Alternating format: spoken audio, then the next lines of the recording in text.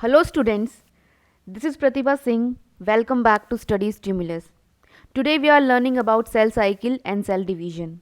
This is going to be lecture number 3. Lecture number 1 and 2, I have already uploaded those lectures here on this platform. So, you can go and watch those lectures. Description में भी मैं links डाल दूंगी और आप make sure करें कि पहले वो लेक्चर्स देख कर आएँ क्योंकि हमने वहाँ पर माइटोसिस कंप्लीट पढ़ लिया है और आज इस लेक्चर में हम मेनली मियोसिस के बारे में जानने वाले हैं। तो चलो आज का लेक्चर हम शुरू करते हैं। देखो, मियोसिस एक बहुत ही इम्पोर्टेंट प्रोसेस है फॉर सेक्सुअल रिप्रोडक्शन, क्योंकि मियोसिस के अंदर जो हमारा डीएनए का अमाउंट है वो हाफ हो जाएगा। यहाँ पर हम इसको रिडक्शनल डिवीजन भी बोलते हैं। Reductional division. रिडक्शनल डिवीजन क्यों बोला? यहाँ पर रिडक्शन का क्या मतलब है? रिडक्शन का मतलब तो कम होना होता है ना। रिडक्शन का मतलब रिड्यूस हो जाना, कम हो जाना। तो यहाँ पर क्या हो रहा है, मान लो ये एक सेल है, इसके जो है ये डिप्लॉयड सेल है, तो जब ये डिवाइड करेगा तो इसकी प्लॉइडी क्या हो जाएगी? ये n हो जाएगा। 2n से n हो गया, मतलब रिड्यूस हो गया। इसका जो डीएनए का अमाउंट था वो रिड्यूस होके 2n से n हो गया है। और ये मेनली सेक्सुअल रिप्रोडक्शन के टाइम पे होगा। गैमीट्स का जो फॉर्मेशन होगा वो इसी के थ्रू होगा, right. Gamete formation is going to take place by the help of meiosis. जो मियोसिस मेनली मियोसाइट्स में होगा। ऐसे सेल्स जिनके अंदर मियोसिस होता है उनको हम मियोसाइट्स बोलते हैं। तो देखते हैं कि ये हो कैसे रहा है। माइटोसिस हमने देखा था कि उसके अंदर तो इक्वेशनल डिवीजन था, वो इक्वेशनल डिवीजन था। तो यहाँ पर हमारा जो डिप्लॉयड सेल था वो डिवाइड होने के बाद भी रिटेन कर रहा था अपने डीएनए के अमाउंट को। 2n से 2n and 2n daughter cells के अंदर इक्वल अमाउंट ऑफ डीएनए गया था। बट मियोसिस के अंदर ऐसा नहीं हो रहा है। तो इसका सिग्निफिकेंस क्या है? क्यों ऐसा हो रहा है कि हमारा जो डीएनए का अमाउंट है वो हाफ हो रहा है? ऐसा देखो इसलिए हो रहा है क्योंकि रिप्रोडक्शन के टाइम पे, let me just rub it, reproduction के टाइम पे जब ऑफस्प्रिंग्स बनेंगी तो हाफ सेट ऑफ क्रोमोसोम आएगा मदर से और हाफ सेट ऑफ क्रोमोसोम आएगा फादर से। ये 2n फादर है, ये 2n मदर है। देखो ये डिप्लॉयड, हम सब ह्यूमन बींग्स डिप्लॉयड है, राइट। फादर डिप्लॉयड है, मदर डिप्लॉयड है। फर्टिलाइजेशन के टाइम पे जब स्पर्म्स की और एग की जब मीटिंग होगी तो क्या होगा? अगर ये हाफ नहीं हुआ, ये 2n रहा और ये भी 2n ही रहा, ये n नहीं बना और ये भी n नहीं बना, तो क्या होगा? यहाँ पे 4n बन जाएगा फर्टिलाइजेशन के टाइम पे। जब इनका न्यूक्लियस कंबाइन करेगा तो जो इनका कंटेंट है डीएनए का वो 2n से यहाँ पे मिल के 4n बन जाएगा। बट ये तो कोई और ही ऑर्गेनिज्म बन जाएगा, फिर ये तो ह्यूमंस तो नहीं बनेंगे ऐसे, ठीक है। तो उसके लिए चाहिए कि ये जो हमारे पास जो 2n है वो n बने पहले। यहाँ पर भी जो मदर का जो डिप्लॉयड सेल है वो n बन जाए। उसके बाद इनकी मीटिंग जब होगी, ये n और n मिलेंगे तो they are going to form 2n diploid. ऐसे ही तो हम डिप्लॉयड ऑर्गेनिज्म बनते हैं। तो बेसिकली आपको ये समझ में आना चाहिए कि मियोसिस का सिग्निफिकेंस क्या है, क्यों हम मियोसिस जो है, क्यों हमारी सेक्सुअल रिप्रोडक्शन के टाइम पे हो रहा है हमारे गैमीट्स के अंदर। गैमीट का फॉर्मेशन एक्चुअली जो है मियोसिस के थ्रू हो रहा है। और ऐसे सेल्स जिनके अंदर मियोसिस होता है उनको हम बोलते हैं मियोसाइट्स। तो वहाँ पर क्या होगा, जो 2n जो सेल है हमारा वो हाफ अपना जो है डीएनए का अमाउंट करके n बना लेगा। Same goes for father and mother, ठीक है। ये n जो सेल्स बने हैं ये हमारे let's say it's sperm and it's egg, और जब ये मिलेंगे फर्टिलाइजेशन के टाइम पे तो बनेगा 2n डिप्लॉयड ऑर्गेनिज्म। तो इसलिए इनका हाफ होना ज़रूरी है पहले, और ये हाफ हो रहे हैं मियोसिस के थ्रू। तो ये फंडा आपको बिल्कुल क्लियर होना चाहिए। तो यहाँ पर देखो इन्होंने कुछ की फीचर्स बताए हैं मियोसिस के, इनको एक बार रीड आउट कर लेते हैं, फिर इनको हम डिटेल में पढ़ने वाले हैं आज कि क्या क्या हो रहा है मियोसिस के अंदर। Meiosis involve two sequential cycles of nuclear and cell division called meiosis 1 and meiosis 2, but only a single cycle of DNA replication। देखो meiosis के अंदर meiosis 1 होता है और meiosis 2 होता है। meiosis 1 and meiosis 2, meiosis 2, alright. तो meiosis 1 में जो है हमारा एस फेज के बाद यहाँ पर डीएनए रेप्लिकेट हो चुका होगा, और डीएनए रेप्लिकेशन की साइकिल एक ही बार होगी, बट मियोसिस 2 बार होगा। ठीक है, मैं आपको अगर ड्रॉ करके बताऊँ तो हम इसको ऐसे ड्रॉ कर सकते हैं। ये हमारा सेल साइकिल चल रहा है।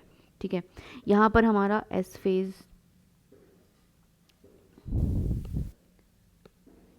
ये हमारा एस फेज़ मान लेते हैं, ये G1 फेज़, ये G2 फेज़, यहाँ पर आया हमारा M1 मियोसिस 1, इंटरकाइनेसिस, इनके जो बीच का गैप है इसको इंटरकाइनेसिस बोल देते हैं। फिर हमारे पास आया मियोसिस 2। ठीक है, तो जब एस फेज़ से जब सेल गुजरेगा तो यहाँ पर हमारा डीएनए रेप्लिकेट हो जाएगा। फिर G2 फेज़ के बाद M1 फेज़ जब आएगा, मियोसिस 1 जब होगा, तो हमारा डीएनए रेप्लिकेट हो चुका है यहाँ पे। तो यहाँ पे हमारा जो डीएनए है अब डिवाइड कर जाएगा, मतलब बट जाएगा, और फिर से मियोसिस 2 के अंदर हमारा डीएनए का डिवीजन होगा। ठीक है, तो डीएनए का जो डिवीजन है, न्यूक्लियर एंड सेल डिवीजन, यहाँ पर 2 बार हो रहे हैं, मियोसिस 1 एंड मियोसिस 2 में, बट डीएनए का रेप्लिकेशन सिर्फ और सिर्फ एक ही बार हुआ है, that is in S phase. तो मियोसिस 1 और मियोसिस 2 को हम जो है क्या बोलते हैं, मियोसिस 1 तो होगा हमारा रिडक्शनल डिवीजन। ठीक है, मियोसिस 2 को हम बोल सकते हैं it is equal to mitosis, same as mitosis, यहाँ पर इक्वेशनल डिवीजन होगा।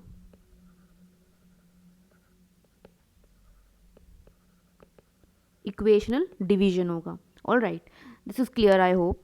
सेकेंड पॉइंट में ये बोल रहे हैं कि meiosis 1 is initiated after the parental chromosomes have replicated to produce identical sister chromatids at the S phase. ये पॉइंट भी मैंने आपको बता दिया है कि मियोसिस 1 जो है पैरेंटल क्रोमोसोम जो है रेप्लिकेट हो जाएगा, तब डीएनए जो है रेप्लिकेट हो जाएगा, तब जो है हमारा नेक्स्ट फेज जो है स्टार्ट होगा, मियोसिस 1।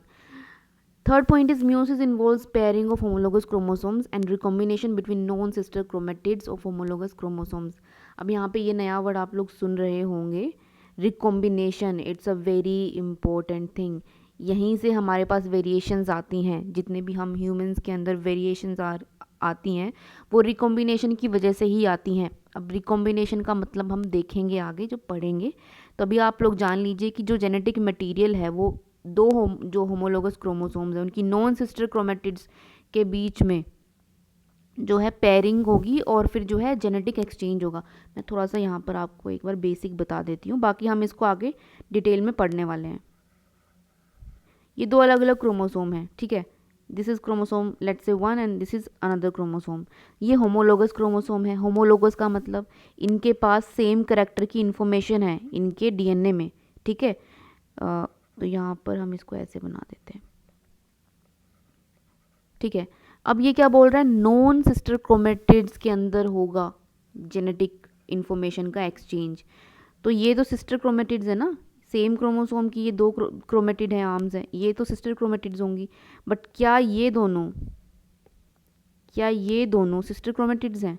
नहीं, these are non sister chromatids. ठीक है, होमोलोगस क्रोमोसोम्स है, ये एक क्रोमोसोम, ये दूसरा क्रोमोसोम हमारे पास। ठीक है, ये एक क्रोमेटिड इस क्रोमोसोम की, ये दूसरी क्रोमेटिड, तो ये सिस्टर क्रोमेटिड्स हो गए। But these 2 are non sister chromatids, तो इनके बीच में जो है जेनेटिक इन्फॉर्मेशन का एक्सचेंज होगा। ठीक है, और इसी को हम बोल रहे हैं रिकॉम्बिनेशन।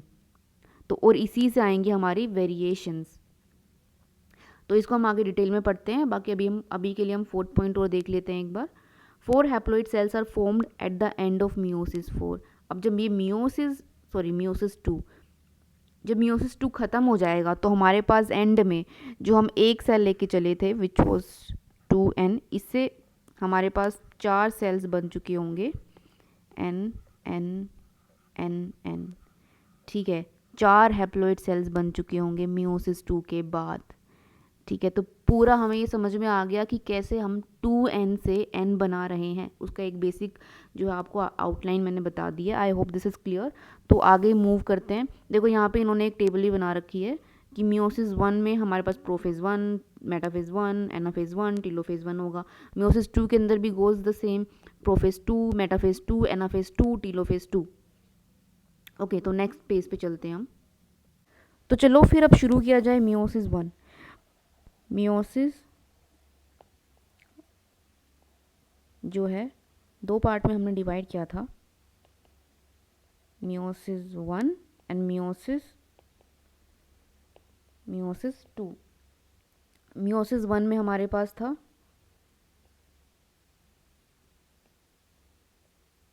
प्रोफेज वन,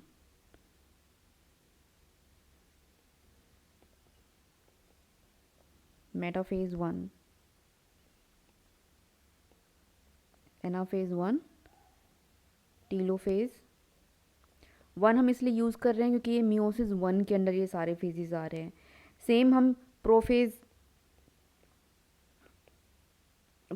टू बोलेंगे क्योंकि ये मियोसिस टू के अंडर आ रहा है, और कोई बात नहीं है, ठीक है। Metaphase two, anaphase two and telophase two. All right, अब मियोसिस हम पढ़ रहे हैं, मियोसिस पढ़ रहे हैं अब हम, ठीक है। मियोसिस वन, सो मियोसिस वन के अंदर प्रोफेज वन देख लेते हैं। प्रोफेज वन की भी जो है आगे डिविजन्स हैं।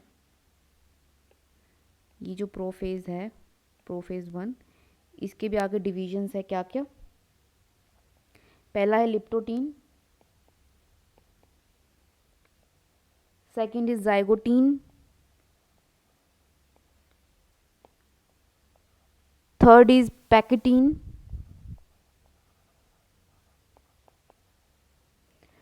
Fourth is diplotene, and fifth is dikinesis.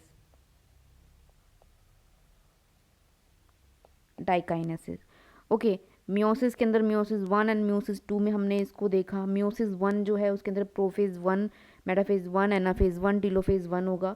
Prophase one के अंदर भी जो है हमने इसको 5 कैटेगरी में डिवाइड कर दिया है, leptotene, zygotene, pachytene, diplotene and diakinesis, ठीक है। ये कॉन्टिन्यूस मैनर्ड में होगा, पहले लिप्टोटीन, फिर जाइगोटीन, फिर पैकेटीन, डिप्लोटीन एंड डाइकाइनेसिस। अब हम ये देख लेते हैं कि ये सारी जो स्टेजेस हैं ये क्या हैं, ठीक है। तो पहले हम देखते हैं लिप्टोटीन। ऑल राइट, लिप्टोटीन के अंदर क्या हो रहा है हमारा, देखो डीएनए जो है रेप्लिकेट हो चुका है सेल साइकिल के अंदर। हमारा जो एस फेज था, हमारा G1 फेज था, एस फेज था, देन G2 फेज था, उसके बाद मियोसिस वन हो रहा था, इंटरकाइनेसिस, इनके बीच के meiosis one and meiosis two के बीच का गैप आया, उसके बाद मियोसिस टू होगा। तो देखो मियोसिस वन जब हो रहा है तो हमारा डीएनए रेप्लिकेट होके आ चुका है, राइट, एस फेज हो चुका है ख़त्म। अब मियोसिस वन चल रहा है, क्या चल रहा है, मियोसिस वन चल रहा है, तो डीएनए हमारा रेप्लिकेट होके आ चुका है। अब लिप्टोटीन के अंदर क्या होगा, let me just rub it, आपको यहीं पे समझा देती हूँ। लिप्टोटीन,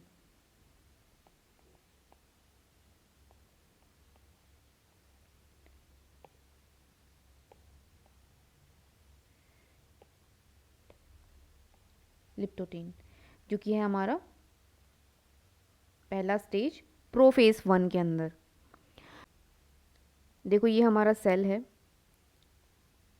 अभी एस फेज से हमारा जब सेल होके आ चुका है तो मियोसिस वन के प्रोफेज वन में लिप्टोटीन में हमारा डीएनए है अभी क्रोमेटिन की ही फॉर्म में है, बट लिप्टोटीन के अंदर आने के बाद it will start to get condensed, ये कंडेंस होना स्टार्ट हो जाएगा, ठीक है। And this process will continue throughout the phase of leptotene, chromosome में हमारा कंडेंस होता रहेगा लिप्टोटीन के throughout. All right, leptotene के बाद हमारा कौन सा फेज आ रहा है, लिप्टोटीन के बाद हमारा जाइगोटीन आ रहा है, second one is zygotene, second is zygotene. अब इसमें देख लेते हैं इसमें क्या हो रहा है। देखो जाइगोटीन के अंदर है साइनेप्सिस होगा, क्या होगा, साइनेप्सिस का क्या मतलब है, साइनेप्सिस, यहाँ पर जो होमोलोगस क्रोमोसोम्स है ना वो पेयर करेंगे और उनके जो नॉन सिस्टर क्रोमेटिड्स हैं उनके बीच में जो है सिनेप्टोनीमल कॉम्प्लेक्स बनेगा। देख लेते हैं कैसे। ये हमारा सेल है, ऑलराइट, ये न्यूक्लियस के अंदर यहाँ पर क्रोमोसोम्स जो हैं homologous chromosomes,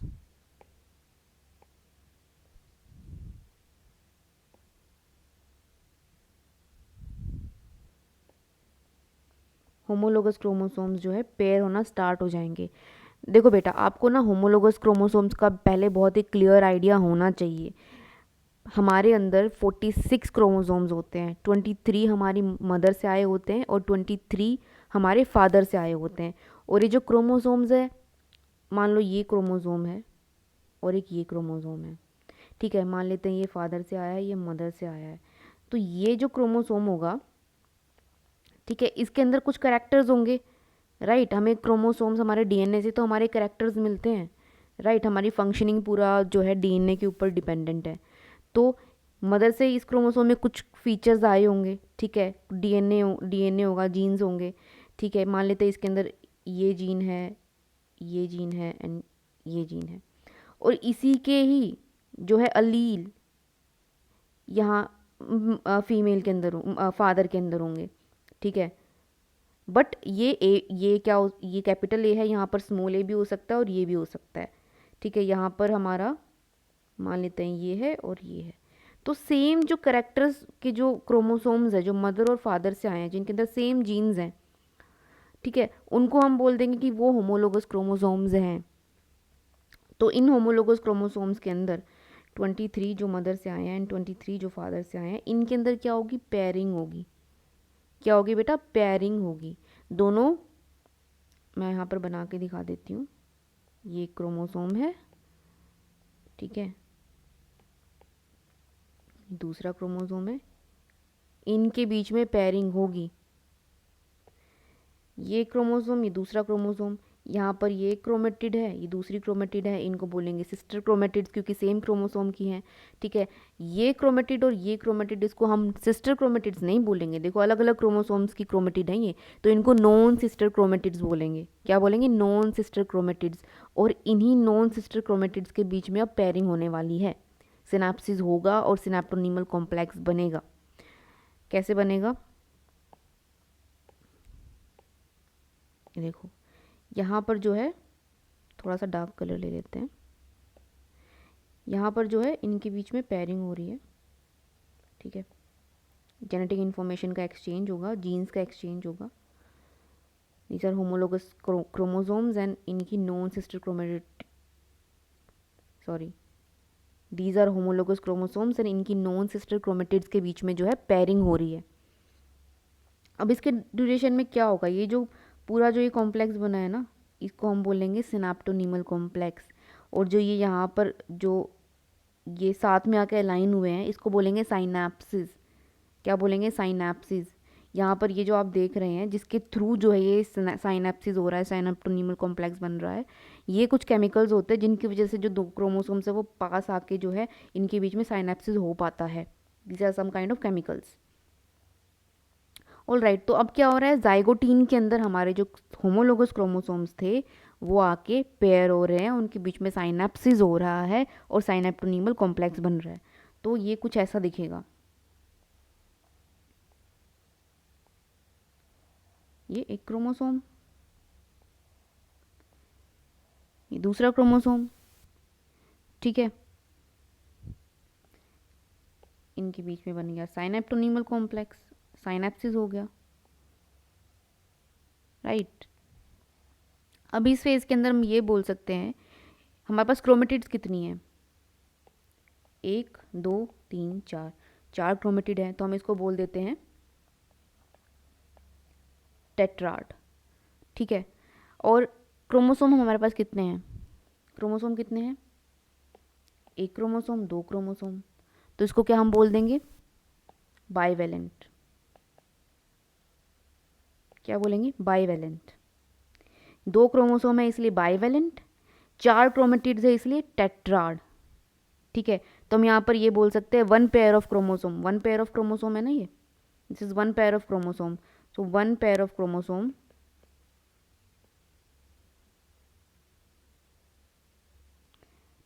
is equal to 1 bivalent is equal to 1 tetrad। Okay, simple, clear. तो ये चीज़ आपको समझ में आ गई है, साइनेप्सिस उसको बोल रहे हैं, साइनेप्टोनीमल कॉम्प्लेक्स क्या होता है और होमोलोगस क्रोमोसोम्स जिनकी हम बात कर रहे हैं वो क्या होते हैं। यहाँ पर जाइगोटीन में क्या क्या हो रहा है, जाइगोटीन के अंदर सिंपल एक चीज़ हो रही है, साइनेप्सिस हो रहा है होमोलोगस क्रोमोसोम्स के बीच में, उनमें भी जो उनकी नॉन सिस्टर क्रोमेटिड्स हैं उनके बीच में साइनेप्सिस हो रहा है क्योंकि अब होना है रिकॉम्बिनेशन। अब हमारे जेनेटिक जो इन्फॉर्मेशन है वो इन दोनों जितने भी जो क्रोमोसोम्स पेयर हुए हैं ना, 23 पेयर जो बने हैं, इनके बीच में जेनेटिक इन्फॉर्मेशन का ट्रांसफ़र होना है। अब रिकॉम्बिनेशन होगा, इसलिए ये सारा प्रोसेस जाइगोटीन के अंदर हो रहा है, इसलिए साइनेप्टोनीमल कॉम्प्लेक्स बन रहा है। ठीक है, तो यहाँ पर देखो जब ये ऐसा कुछ बनेगा, मैं एक पेज आपको ऐड करके सही से दिखा देती हूँ।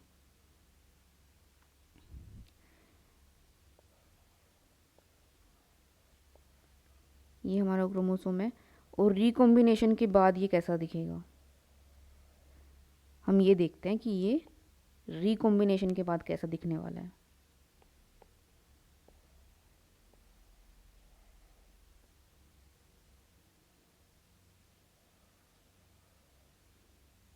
So it will look somewhat like this. ठीक है, ये जो बन रहा है ना यहाँ पे, this this this is recombination nodule, इसको हम बोलेंगे व्हाट, दीज आर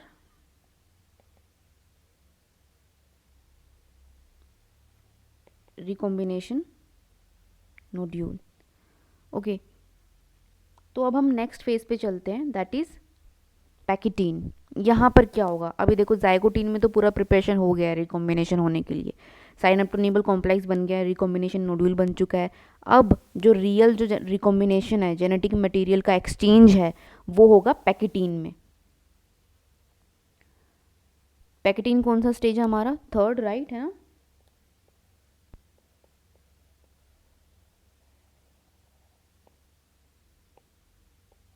पैकेटीन, यहाँ पे देखो फिर से एक बार हम बना लेते हैं। मान लो एक क्रोमोसोम है, ये हमारा दूसरा क्रोमोसोम है,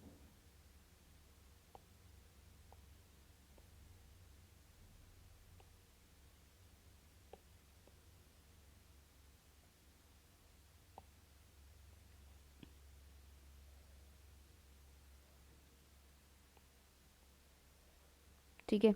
इनके बीच में क्या हो रहा है, रिकॉम्बिनेशन होगा। ये पूरा साइनेप्टोनीमल कॉम्प्लेक्स था ना, ये पूरा साइनेप्टोनीमल कॉम्प्लेक्स था, यहाँ पर हमारी रिकॉम्बिनेशन नोड्यूल बनी थी। एंड नाउ यहाँ पर क्या हो जाएगा, जेनेटिक मटेरियल का एक्सचेंज। कैसे, ये भी देख लेते हैं एक बार।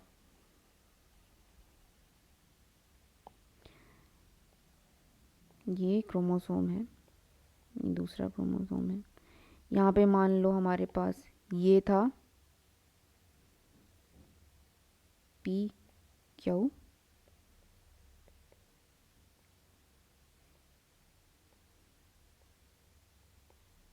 P Q, this are for some characters, तो रैंडमली मैंने लिख दिया है पी क्यू।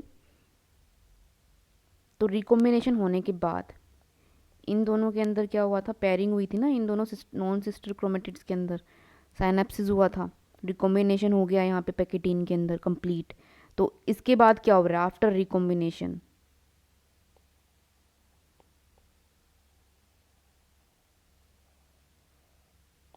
आफ्टर रिकॉम्बिनेशन ये कुछ ऐसा दिखेगा।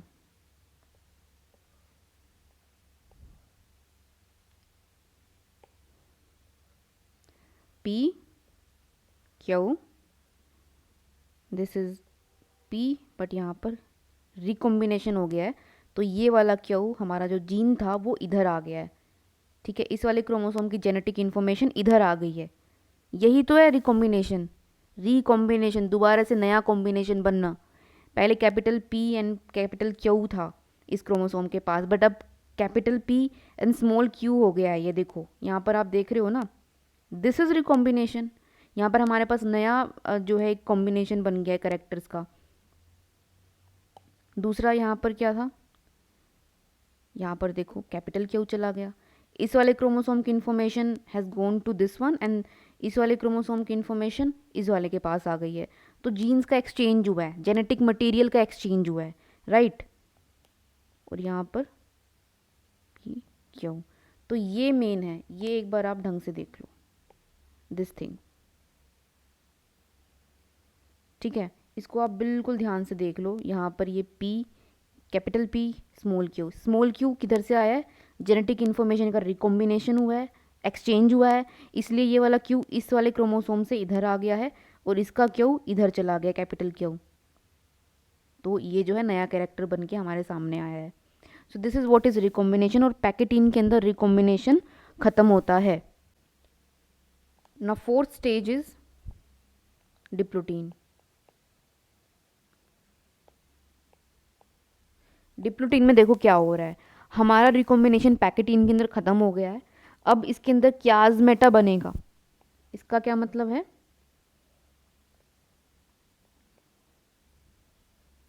सिर्फ जो हमारा क्रोमोसोम है उस जगह से कनेक्ट होगा जहाँ से एक्चुअल रिकॉम्बिनेशन हुआ है, रिकॉम्बिनेशन नोड्यूल बना था ना हमारा, तो सिर्फ वहीं से कनेक्टेड होगा। बाकी जो हमारा ये साइनेप्टोनीमल कॉम्प्लेक्स था वो सारा डिसॉल्व हो जाएगा।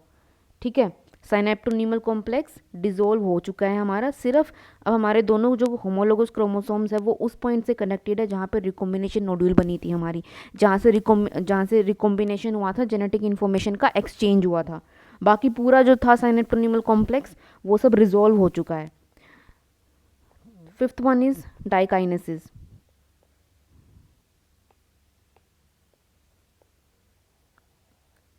डाइकाइनेसिस में क्या हो रहा है, डिप्लोटीन में हमने देखा कि ये क्या बना था, क्याज़मेटा। डाइकाइनेसिस में क्या होगा, इस क्याज़मेटा का terminalisation of chiasmata occur at diakinesis.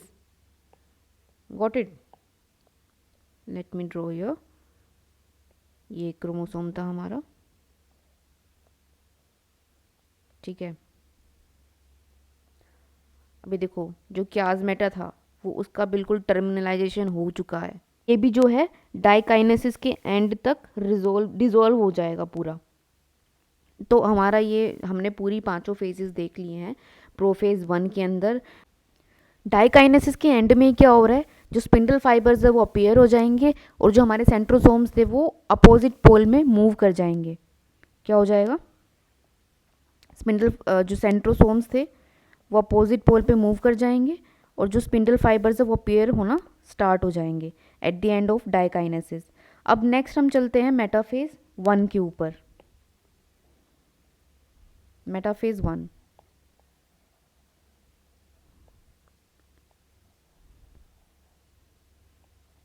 Okay. Metaphase 1 में क्या होगा, सबसे पहले न्यूक्लियर जो मेम्ब्रेन थी हमारी वो ब्रेक हो जाएगी और हमारे जो क्रोमोसोम्स है वो स्पिंडल फाइबर से अटैच हो जाएंगे।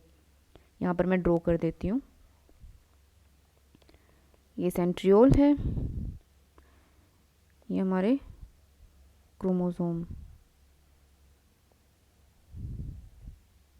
अप टिल 23,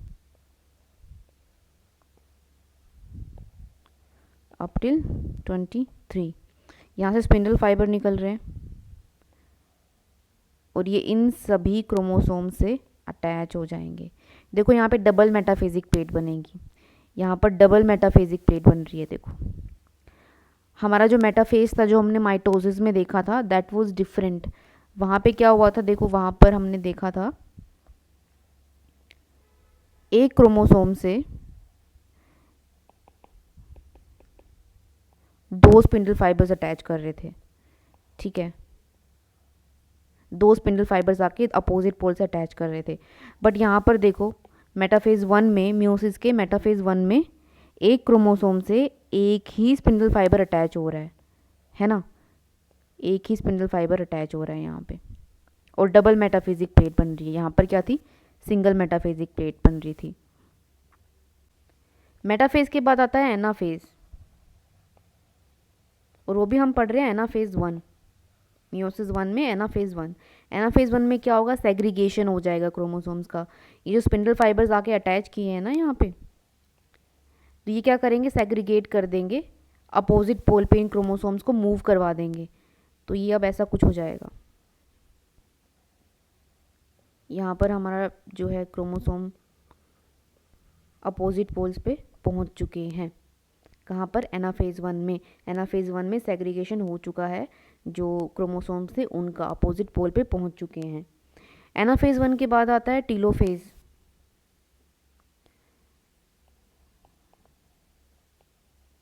टीलोफेज 1, टीलोफेज 1 में क्या होगा, जो हमारा क्रोमोसोम्स अब अपोजिट पोल पे पहुंच चुके हैं उनका क्या हो जाएगा, डीकंडेंसेशन। कंडेंस होके तो क्रोमोसोम बने थे, अब डीकंडेंसेशन हो जाएगा और वापस से जो है क्रोमेटिन की फॉर्म में आ जाएंगे। अभी कंप्लीटली क्रोमेटिन की फॉर्म में नहीं आएंगे, मतलब डीकंडेंस इनका थोड़ा बहुत होगा, बट क्योंकि इनको वापस से कंडेंसेशन इनका दोबारा से होना है प्रोफेज 2 के अंदर, तो अभी देखो टीलोफेज 1 ख़त्म हो जाएगा, हमारा जो क्रोमोसोम्स थे वो जो है डीकंडेंस होना शुरू हो जाएंगे। उसके बाद आएगा इंटरकाइनेसिस।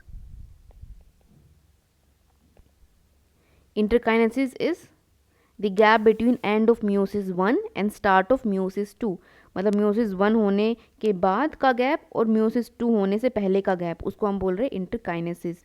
ठीक है, टीलोफेज 1 हमारा एंड हो चुका है म्यूसिस 1 के अंदर, अब हमारा म्यूसिस 2 स्टार्ट होगा। म्यूसिस 2 स्टार्ट होगा, उसके अंदर भी सबसे पहला जो फेज आएगा वो आएगा प्रोफेज 2।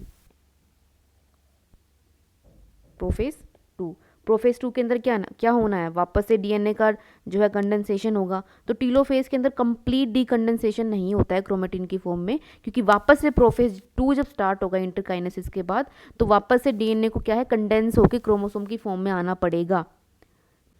अब मियोसिस 2 की हम सारी जितने भी स्टेजेस हम वो देख लेते हैं, जितने भी फेजेस हैं। तो सबसे पहला आता है प्रोफेज 2। प्रोफेज 2 के अंदर क्या हो रहा है, क्रोमेटिन जो है हमारा कंडेंस हो जाएगा, यहाँ पर क्रोमेटिन का कंडेंसेशन हो जाएगा और ये जो है वापस से क्रोमोसोम बना देगा। अभी हमारा जो डीएनए का कंटेंट था, जो डीएनए था हमारा, वो अपोजिट पोल पे चला गया था, हमारे क्रोमोसोम वहाँ पे टीलोफेज में डीकंडेंस हो गए थे ये, अब प्रोफेज में वापस से कंडेंस होकर क्रोमोसोम बना रहे हैं, वापस से कंडेंस होकर क्रोमोसोम बना लिए। ठीक है, और स्पिंडल फाइबर्स वापस से अपीयर हो जाएगी और सेंट्रोसोम वापस से अपोजिट पोल पे मूव कर जाएगा, यहाँ पे, यहाँ पे, यहाँ पे, यहाँ पे। ये यहाँ पर आ गए हमारे पास 23 क्रोमोसोम्स, यहाँ पर भी हमारे पास 23 क्रोमोसोम्स आ गए। अब हम मेटाफेज 2 देखते हैं। Metaphase 2 that is coming after prophase 2। Metaphase के अंदर क्या होगा, हमारे जो क्रोमोसोम्स है वो इक्विटोरियल प्लेट पे आ जाएंगे। कैसे, ये एक क्रोमोसोम, दो, ये तीन, ऐसे हमारे पास एक पोल पे 23 गए थे, same goes for the opposite pole 23 chromosome. ठीक है, यहाँ पे हमारे सेंट्रियोल थे। अब इस सेंट्रियोल से स्पिंडल फाइबर्स जो बनेंगे वो एक क्रोमोसोम से 2 स्पिंडल फाइबर्स अटैच होंगे, एक क्रोमोसोम से 2 स्पिंडल फाइबर्स अटैच हो रहे हैं। ठीक है, ये हमारी बन गई मेटाफेजिक प्लेट। ये हमारी देखो सेम जो मेटाफेज हमारा था माइटोसिस में, उसके अंदर भी एक क्रोमोसोम से 2 स्पिंडल फाइबर्स अटैच हो रहे थे और यहाँ पर भी सेम हो रहा है। दैट्स वाई मियोसिस 2 को हम माइटोसिस के जैसे बहुत इजीली समझ सकते हैं। ठीक है, तो मेटाफेजिक प्लेट बन गई है, हमारे स्पिंडल फाइबर्स अटैच हो गए हैं क्रोमोसोम से, तो ये हो रहा है जो मेटाफेज 2 है उसके अंदर। अब एनाफेज देखते हैं। Next is anaphase 2। एनाफेज 2 में क्या होगा, जो ये क्रोमोसोम्स है अब सेग्रीगेट हो जाएंगे और सेग्रीगेट होने के बाद कैसे दिखेंगे, ये देखो, ये सेग्रीगेट हो रहे हैं, अपोजिट पोल पे मूव कर रहे हैं।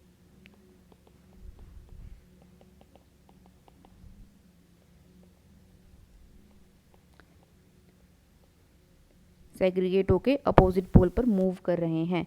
तो इधर भी 23 क्रोमोसोम चले जाएंगे, इधर भी 23, 23 एंड 23। अब नेक्स्ट हमारे पास आएगा टीलोफेज। टीलोफेज 2। टीलोफेज 2 में क्या होगा, देखो अपोजिट पोल पे हमारे क्रोमोसोम्स पहुंच गए थे,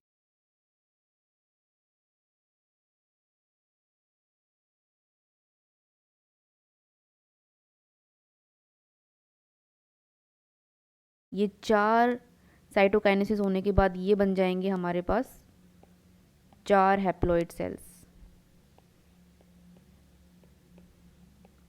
4 हैप्लॉइड सेल्स, राइट। क्योंकि यहाँ पर देखो एनाफेज में देखो 23 23 नॉर्मल ह्यूमन क्रोमोसोम्स कितने होते हैं? 46 होते हैं ना, 46 का हाफ 23, इसको 2n बोल रहे हैं, n ओके, ये n हो गया 23, तो हैप्लॉइड बन गया ना 2n से n, और 4 सेल्स बन रहे हैं हमारे पास, हैप्लॉइड 4 सेल्स बन रहे हैं। तो ऐसे हमारा जो मियोसिस था वो कंप्लीट होता है। मियोसिस में हमने देखा कि कैसे मियोसिस 1 हुआ पहले, ठीक है। मियोसिस 1 के अंदर प्रोफेज, मेटाफेज, एनाफेज, टीलोफेज 1 हुआ पूरा। प्रोफेज के अंदर हमने 5 स्टेजेस देखी थी, उनको अच्छे से याद रखना है, उनके अंदर क्या क्या इवेंट्स हुए थे वो अच्छे से याद रखने हैं। फिर हमने देखा मियोसिस 2, जिसको हम माइटोसिस भी बोल सकते हैं, इसमें भी इक्वेशनल डिवीजन हो रहा है, और इक्वेशनल डिवीजन होकर हमने देखा आखिरी में हमारे पास 4 हैप्लॉइड सेल्स बन गए हैं, इनको ही हम बोलेंगे गैमेट्स। ये एग और एग एंड स्पर्म्स बनने का यही प्रोसेस है, ठीक है। They are getting formed by the help of meiosis. तो यहाँ पे हमने जो है पूरी सेल साइकिल कंप्लीट कर ली है। यहाँ पर मैं आपको एक चीज़ और बता देती हूँ, सिग्निफिकेंस हम मियोसिस का वैसे डिस्कस कर चुके हैं in the beginning of this video, but मैं एक बार फिर से आपको बता देती हूँ कि देखो मियोसिस जो है बेसिकली इसका बहुत बड़ा फ़ायदा है कि ये वेरिएशन लेके आ रहा है पॉपुलेशन के अंदर, क्योंकि मियोसिस के अंदर जो है रिडक्शन तो हो रहा है क्रोमोसोम्स का, but at the same time यहाँ पर देखो रिकॉम्बिनेशन हो रहा है, जेनेटिक जो हमारी इन्फॉर्मेशन है उसका एक्सचेंज हो रहा है क्रोमोसोम्स के बीच में, जिसकी वजह से नई वेरिएशंस बन के आ रही हैं, और वो वेरिएशंस बहुत ही फ़ायदे की होती हैं काफ़ी बार, most of the time for population. तो इसलिए जो है ये सेक्सुअल रिप्रोडक्शन के टाइम पे जो मियोसिस हो रहा है, this is of great importance. तो मियोसिस को एक बार मैं रैप अप कर देती हूँ आप लोगों के लिए, जो भी आज हमने इस लेक्चर में पढ़ा अबाउट मियोसिस।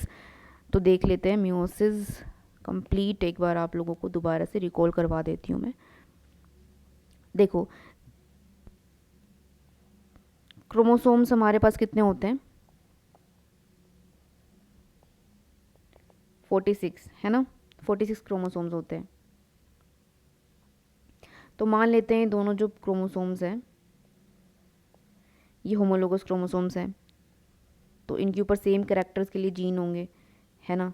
ऐसे ही इसके ऊपर सेम कैरेक्टर, ये दोनों होमोलोगस क्रोमोसोम है तो इनके ऊपर सेम कैरेक्टर के लिए जीन्स होंगे। एस फेज की बात क्या है, इनका रेप्लिकेशन हो जाएगा, ये रेप्लिकेट हो गए, ठीक है। डीएनए का अमाउंट क्या हो गया, डबल हो गया, बट क्रोमोसोम का अमाउंट चेंज होगा एस फेज के बाद, आफ्टर एस फेज नहीं, क्रोमोसोम का जो नंबर है वो सेम रहेगा और डीएनए का अमाउंट डबल हो जाएगा। तो यहाँ पर देखो ये 1 था, ये 2 था, ये 3 था, ये 4 था, अप टिल 46, ठीक है। ए ए ए बी, ठीक है।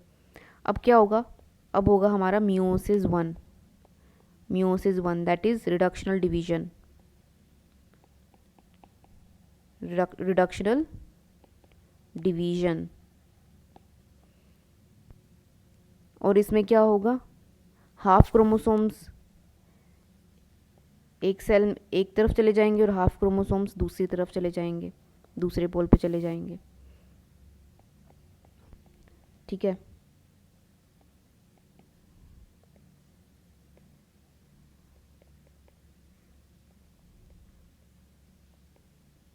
और ये देखो ये रैंडम प्रोसेस है, यहाँ पर मैं कैपिटल बी और कैपिटल बी भी लिख सकती थी, और यहाँ पर मैं स्मॉल ए भी लिख सकती थी, and vice versa for this one. तो ये एक रैंडम प्रोसेस है कि कैपिटल ए के साथ जो है कौन से वाला वो आ रहा है, क्रोमोसोम आ रहा है। तो ये मियोसिस 1 के बाद क्या हो गया, रिडक्शनल डिवीजन हो गया, यहाँ पर 23 क्रोमोसोम रह जाएंगे और यहाँ पर भी 23 क्रोमोसोम हो जाएंगे, और पहले कितने थे, 46 थे ना। अब क्या होगा, मियोसिस 2 होगा, मियोसिस 2 होगा, that is equational division, equational division. Equational division में क्या होगा, हमारे पास ये जो था अलग अलग हो जाएंगे, सेपरेट होंगे ना, सेग्रीगेट होंगे ना ये क्रोमोसोम्स, ठीक है। ये क्रोमोसोम्स जो है सेग्रीगेट होंगे,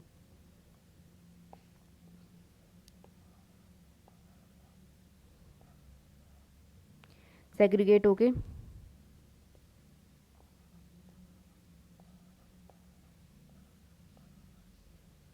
ठीक है, A B A B A B alright. तो ये हमारे पास 4 सेल्स बन जाएंगे। ये क्या हैं, 23 थे यहाँ पर भी देखो आपको 23 ही मिलेंगे, 23 23 23 23। पहले हमारे पास 46 थे एंड नाउ 46 से हमारे पास 4 हैप्लॉइड सेल्स बन गए हैं। Clear? So that was it for the cell cycle and cell division chapter. ये पूरा चैप्टर हमने अच्छे से क्लियरली पढ़ लिया है, और इसका मैं एक लेक्चर, जो नेक्स्ट लेक्चर जो होगा, मैं आपको पूरा रिकॉल करवाऊंगी स्टार्टिंग से। एक ही लेक्चर में मैं पूरा आपको कोशिश करूंगी कि पूरा जो चैप्टर है cell cycle and cell division का, वो पूरा हम रिकॉल कर पाएँ अच्छे से, ताकि आपको फिर से एक बार दिमाग में सारी चीज़ें समझ में आ जाएं। So we'll see that in next lecture. Till then, take care. See you all in next video.